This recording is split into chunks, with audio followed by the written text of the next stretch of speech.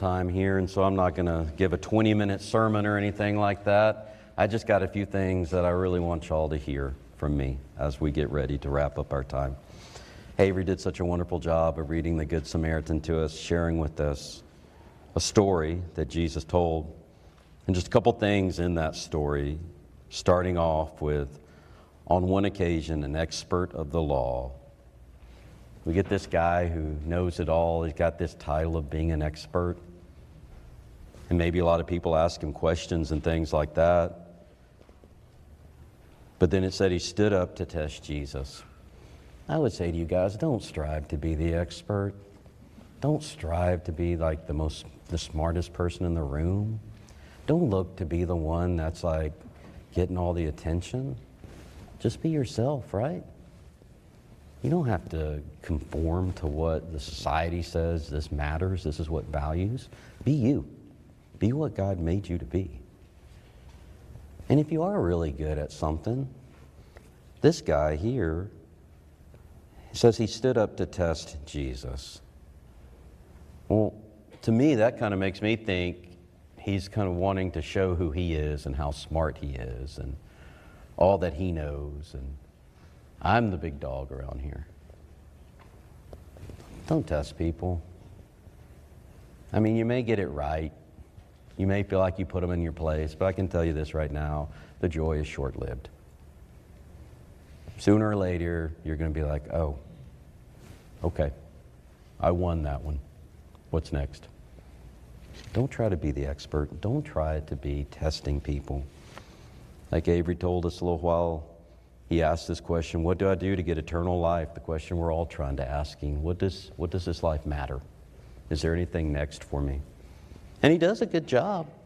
Jesus responds, well, you're the expert. What does the law read? How do you read it?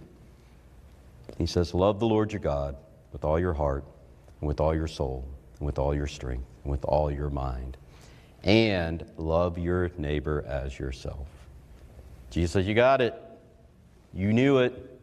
You summarized the whole Old Testament, the whole first 5 books in those 2 phrases. Love God, love others. And if you need more help, just do this and you will live.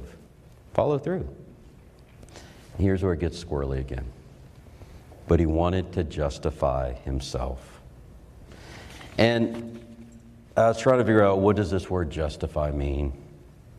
This is what a few commentators said. It refers to the lawyer's desire to appear righteous and avoid admitting any shortcomings in his understanding and practice of the law. He essentially asked Jesus a question to test him, and in effect to find a way to argue that his actions and interpretations were sufficient.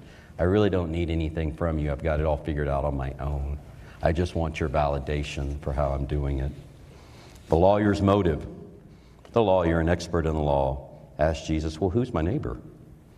This wasn't a genuine desire for understanding, but rather an attempt to find an easy way to appear righteous and avoid admitting the need to love his neighbor broadly.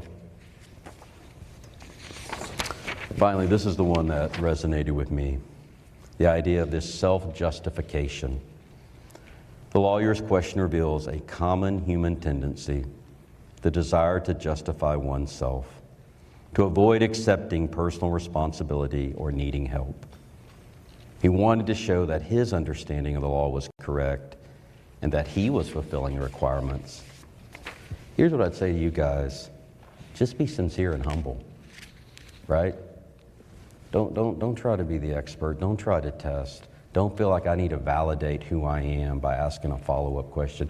Just be genuine, sincere, and humble. That will affect the world. So Jesus tells him the story. The man going down the road gets beat up, half dead.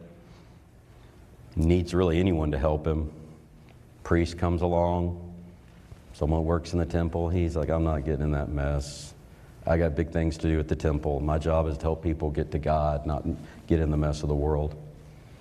Besides, there's a Levite coming behind me. We'll make him do that work. Levite also working for God in the temple.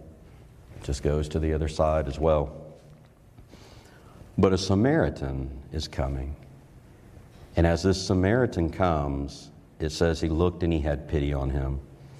And one of the verses in the Bible I looked at said he had compassion on him. And here's the thing, guys, like the Samaritan was the bad guy, right? Like they thought of Samaritans as trash.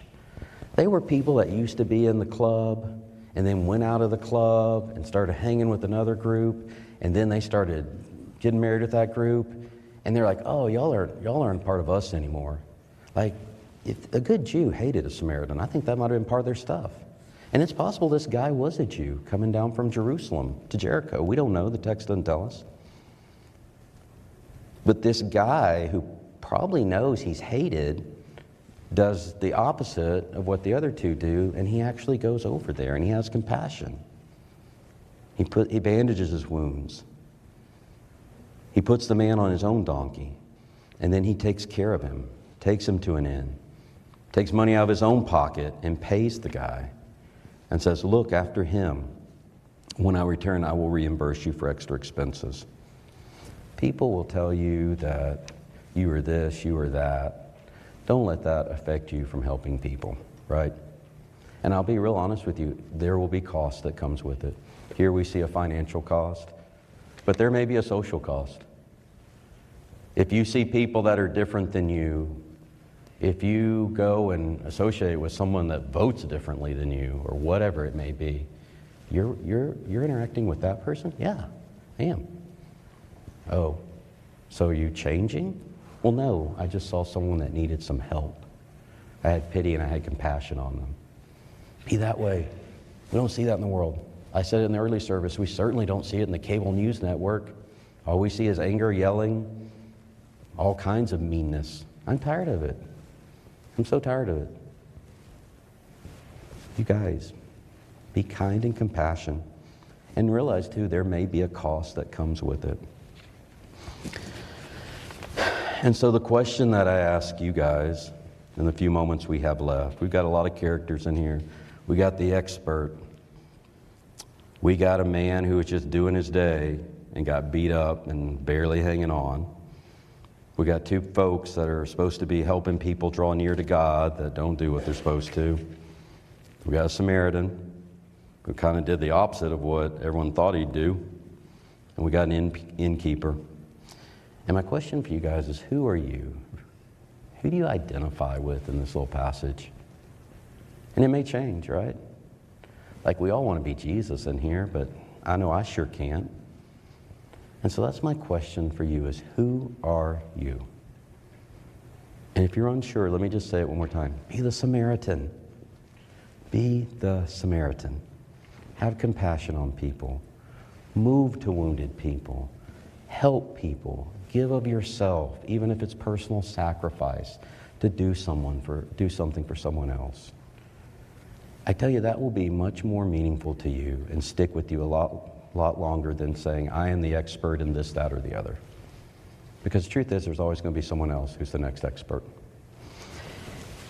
And what I want to say, as you are the Samaritan, Jordan, I talked about you earlier as you are a helper.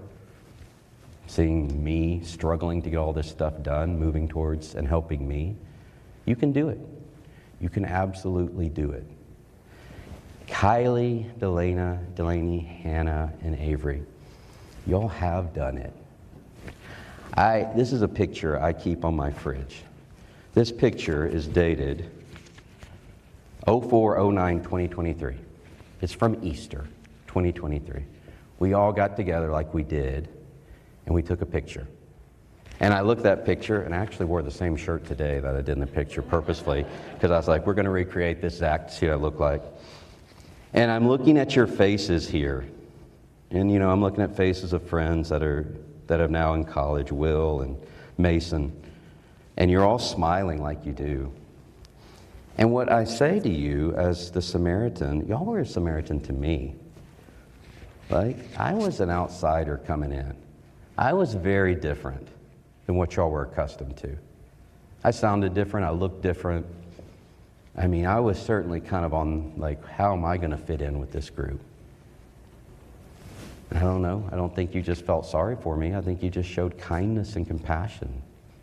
And here we are today, a couple years later, and I'm saying, please give that gift to others. Wherever the Lord plants you, please give that gift to others. Because it's meaningful to me enough that I hung the picture on my refrigerator and saw it every day for the last couple of years. Go be the Samaritan, guys. Go be the Samaritan. Change the way the world is. I got 3 kids over there that may benefit from that. You got siblings, you got cousins. Just go be the Samaritan. And as I wrap up here in the last few moments, I will say I was kind of hard on the expert of the law, but he did get it right in one way. He started with Jesus. He asked the questions of Jesus. Maybe his heart wasn't in the right spot, but he did ask the questions of Jesus. And for us, we want to be the Samaritan, but we can't apart from Jesus. It all hinges on having a personal relationship with him.